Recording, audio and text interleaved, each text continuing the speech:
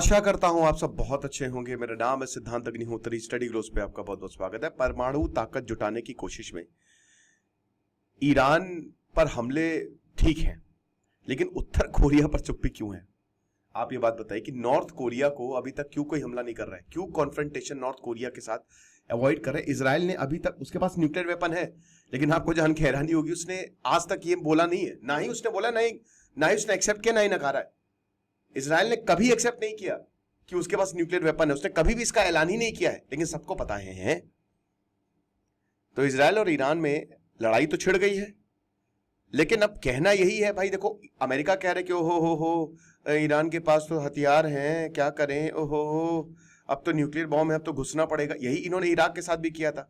और देखिए एक चीज, बात सच है, ये जो गलियारों में सुनाई भी दे रही है कि ईरान ये मतलब बस अब इनका 60% जो है एनरिचमेंट हो गया है, 10 दिन में इतने परमाणु बम बना लेगा। ये पिछले 30 साल से यही कह रहे हैं, लेकिन ये बात सच है कि ये रिपोर्ट्स हैं। और अब तो IAEA ने भी बता दिया है कि NPT के ये रूल्स एंड रेगुलेशंस फॉलो नहीं करो, उनके पास यूरेनियम एनरिचमेंट फैसिलिटी बहुत ऊपर पहुंच गई है।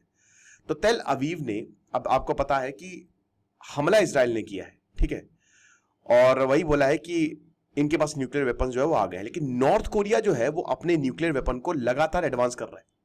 नॉर्थ कोरिया कभी जापान के ऊपर मिसाइल छोड़ देगा, कभी कोरिया के ऊपर मिसाइल छोड़ देगा, साउथ कोरिया के ऊपर।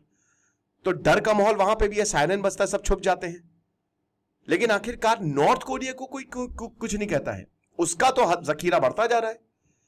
अब इसके पीछे है ना जियोपॉलिटिक्स। जियोपॉलिटिक्स है।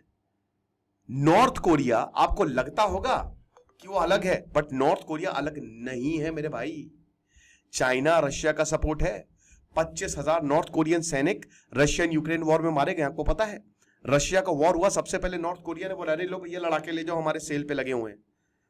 Golu Molu Kim Jong Un जो है ना, टेडी बियर, बहुत खतरनाक आदमी है। प्यारा समझने की कोशिश मत करिएगा उनको। परमाणु हथियार बनाने की जो यात्रा है वो शुरुआत में काफी खुफिया रही है इनकी। 1960s में सोवियत यूनियन ने इनकी मदद की, नॉर्थ कोरिया की, चाइना और सोवियत यूनियन। और उसके बाद इन्होंने न्यूक्लियर टेक्निक बनानी, और उसके बाद फिर पाकिस्तान ने भी इनको अपना बेचा, अपना न्यूक्लियर प्रोग्राम अब्दुल कादिर खान ने 1980s में बेचा। मतलब और ज्यादा जो भी ब्लूप्रिंट्स इनके हाथ लगे थे। और 1980 तक, 80 तक एक तरीके से एक गैस ग्रेफाइट रिएक्टर बनाया गया है ना। और इसी बीच देश ने NPT साइन कर दी। अब नॉर्थ कोरिया ने NPT साइन कर दी, क्या विश्वास करेंगे? नॉर्थ कोरिया ने बोला, अरे हम वर्क करते ना NPT साइन, तो लोगों को लगा अरे NPT साइन की क्या ही प्रॉब्लम है।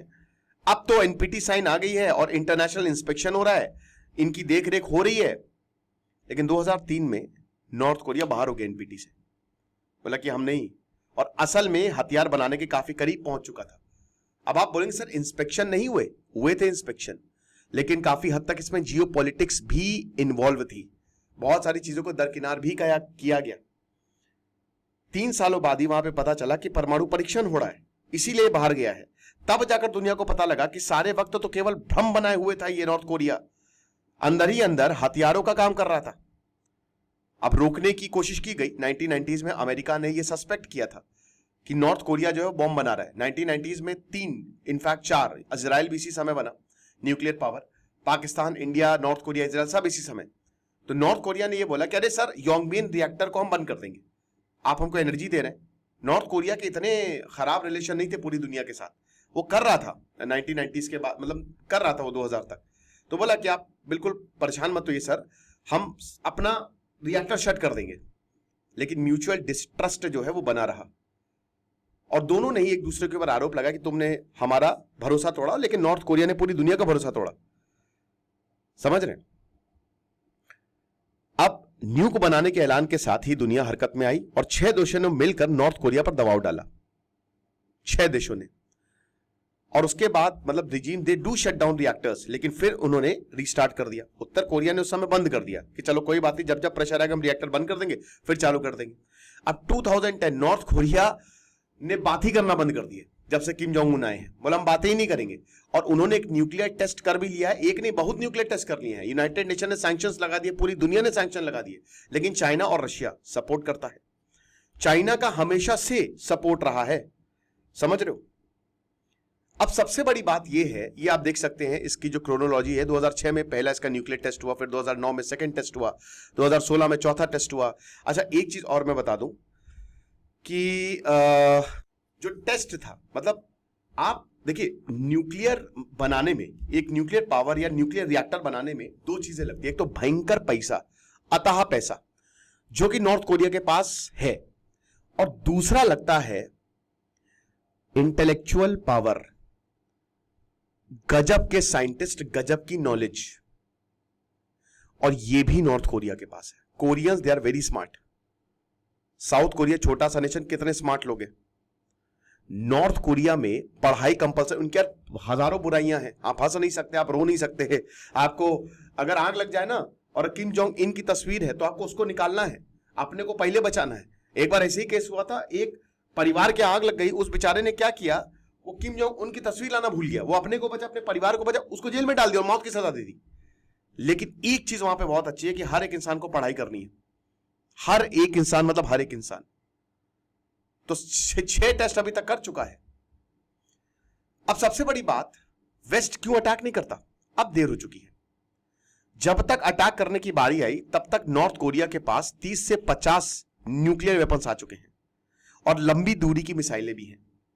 अब जिनकी मदद से उसने न्यूक को दूर दराज के देशों तक पहुंचा सकता है, वो भी उसके पास है, सब कुछ है। अमेरिका और सहयोगी देश जो हैं उस पर हमला करें तो जवाबी हमला भी हो सकता है। न्यूक्लियर नेशन के पास यही तो है ना, कि आप देखिए, इसीलिए तो डरा हुआ है इजराइल कि ईरान के पास न्यूक्लियर आ गया तो हम गए। नॉर्थ कोरिया से उसको कोई लेना देना नहीं है, लेकिन अगर ईरान के पास न्यूक्लियर वेपन आ गया तो उनके अस्तित्व पे खतरा हो जाएगा, तो इजराइल युद्ध हार सकता है। और जाहिर सी बात है, नॉर्थ कोरिया की जो सीमा है वो साउथ कोरिया से लगती है, कुछ ही किलोमीटर दूरी पे सियोल, तो सबसे पहले वहां मारेगा, और वहां पे अमेरिका का भी बेस है।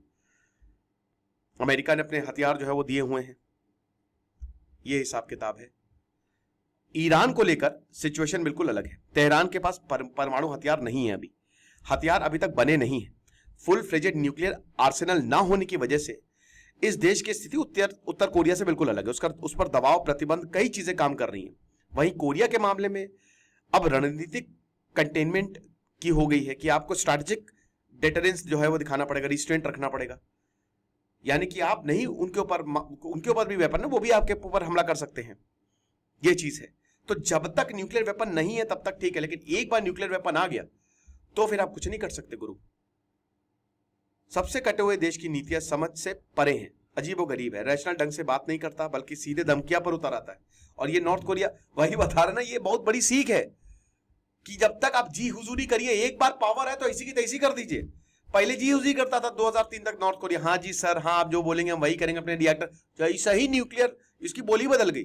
बैठ निकल, काउंट ट्रम्प, हम किसी ट्रम्प को नहीं जानते, उससे बोलो अपना याशी करता रहे, हमको परेशान ना करे, ये हालात है। तो वही है, इररेशनल है रिजीम, अजीबोगरीब सब कुछ उनके Kim Jong Un Golu Molu प्यारे बाबू चलाते हैं। बाकी आपको क्या लगता है आप मुझे कमेंट बॉक्स में बताइएगा। खुश रहिए, पढ़ते रहिए। दिस इज सिद्धांत अग्निहोत्री साइनिंग ऑफ।